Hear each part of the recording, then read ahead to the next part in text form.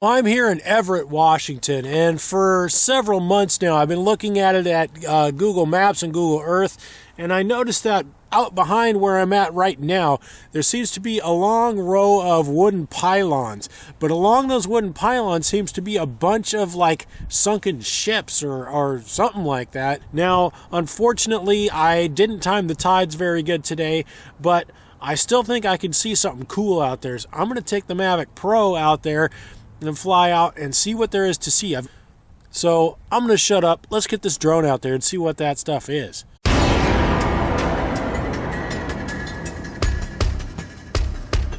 This mystery lies about a 30-minute drive from downtown Seattle, just north of Everett between Priest Point and Preston Point. I'll be flying from the side of the road here, and from here to the beginning of this row of ships is about 3,500 feet, or 1 kilometer. The 6 large holes appear to be pretty close to the same size, about 260 to 270 feet from end to end, or roughly 80 meters.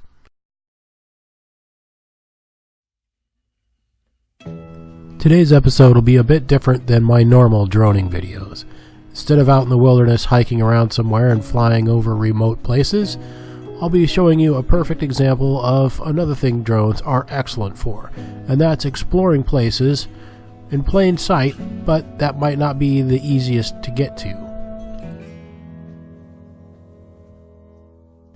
As I approach the landmark, I'm pretty surprised at what I'm seeing, and I'm surprised something like this has gone under my radar for so long.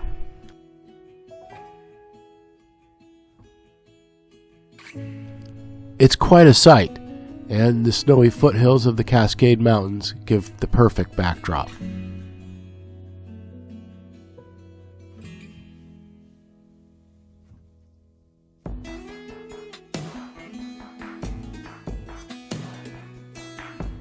This wreckage here seems to be what's left over of somebody's personal watercraft.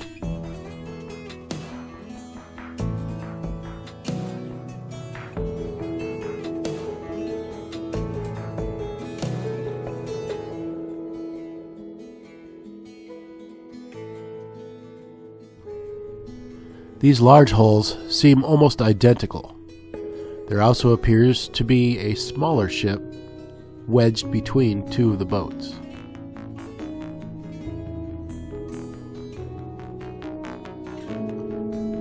At the end of this row, there's what appears to be the remains of a bow of a 7th ship.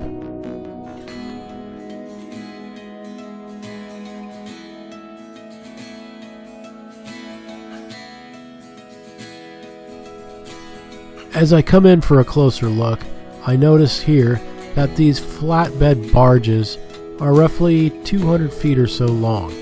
They've obviously been here for quite some time because of the amount of decay and even growth.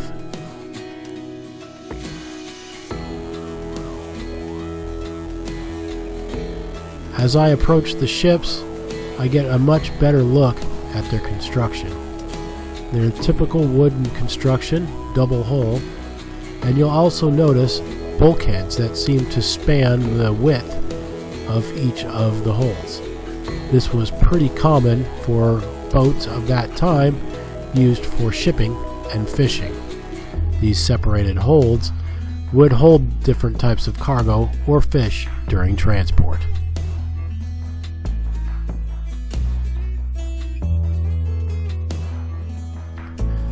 It's also possible, however, that these ships came from the 30s and 40s during the World War II era.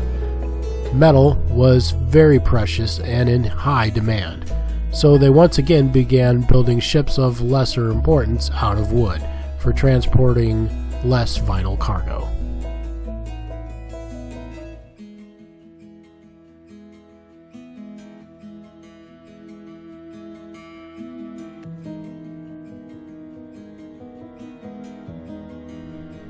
Regardless of when they were made, one can truly appreciate the amount of work and craftsmanship that must have gone into creating these things, all by hand, with minimal automation.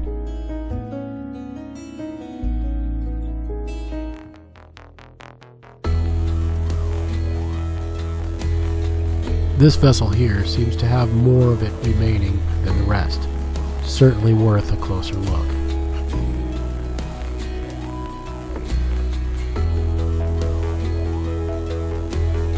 As we come about, I see what looks like may have been stairs right in the center, and what appears to be two separate chambers underneath what may have been a deck, perhaps crew quarters in the rear of the ship. As we pass around towards the back end, you'll notice that the flat plate keel of the ship behind it has rotten and pulled away from the wood structure of that ship and is now resting on the very stern of the ship in front of it.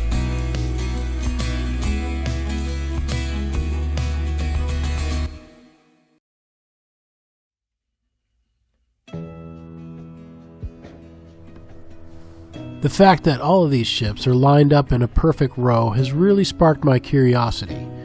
It seems obvious to me that they're not really shipwrecks, but they were put here for a different reason.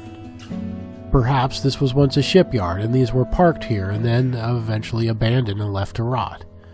Or maybe there's another reason. Upon further investigation, it turns out that these were placed here in the 40s in an attempt to build a breakwater. Once again, it was World War II era and materials were very expensive, and so most government bodies and even large private companies were looking for every way to save a penny. So they decided they could use old wrecked ships to line up in a row to help bolster the bulk of this breakwater for this small harbor. I didn't notice it until just now, but as I come about at the end of this row here, look for a small little head from a harbor seal peeking up out of the water and then dipping down just at the very end of the shot. Did you see him?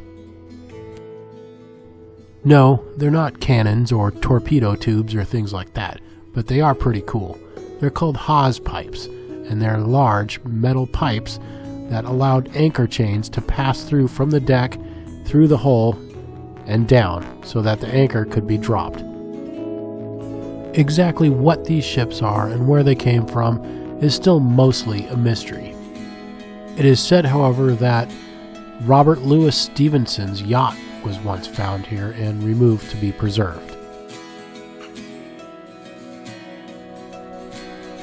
I'm drawn to things like this, things that are mysterious or beautiful or obscure or unknown.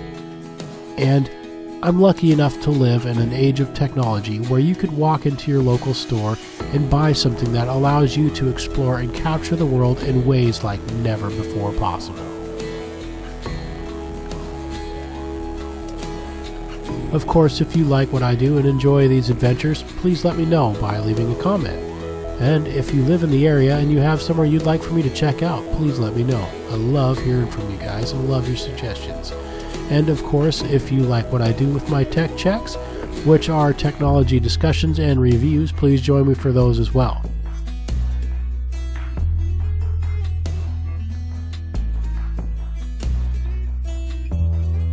Once again, I would like to thank you all so much for joining me, and if you haven't already, please also subscribe to the channel. And if you know someone else that might enjoy this, please share. It helps me out tremendously and helps me to be able to keep doing what I love to do and sharing it with all of you. Have yourselves an awesome day, and we'll see you all very soon.